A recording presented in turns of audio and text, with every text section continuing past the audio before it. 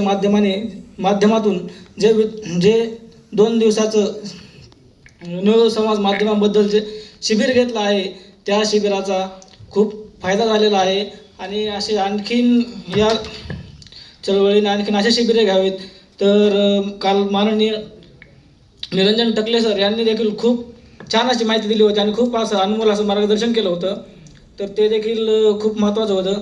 आणि माझी आणि आज देखील हनुमंत पवार सर यांनी देखील आपल्याला खूप अनमोल आणि खूप महत्त्वाची आणि थोडक्यात माहिती दिली आहे. तर ही माहिती देखील खूप महत्त्वाची आहे, ही आपण अंगीकारली पाहिजे आणि अनुसार चाललं पाहिजे. तर माझी एकच इच्छा आहे की या चळवळीमध्ये आपण जसे आलो तसं आपण आणखीन आपल्या आसपासचे मित्र मैत्रिणी आसपासच्या लोकांना देखील आलं पाहिजे.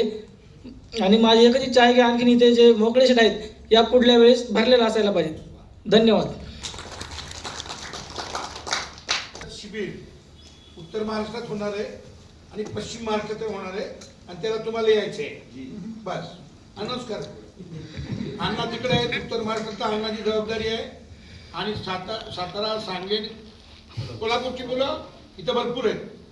विदर्भ स्वातंत्र्य दिला का? विदर्भात करायला असेल तरी पण आपण करू, पण इथं सातारा सांगली आहे.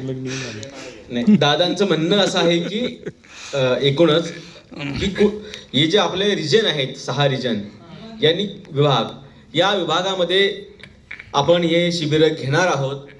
तिथल्या लोकांची तयारी असेल तर आपल्याला आनंद पवार सारखे आणि आज या 2 दिवस शिबिराला जे वक्ते आहेत ते कधीही यायला तयार आहेत.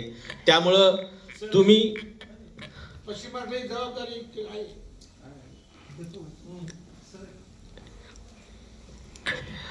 आपण आता अगदी शेवटाकडे जाणार आहोत.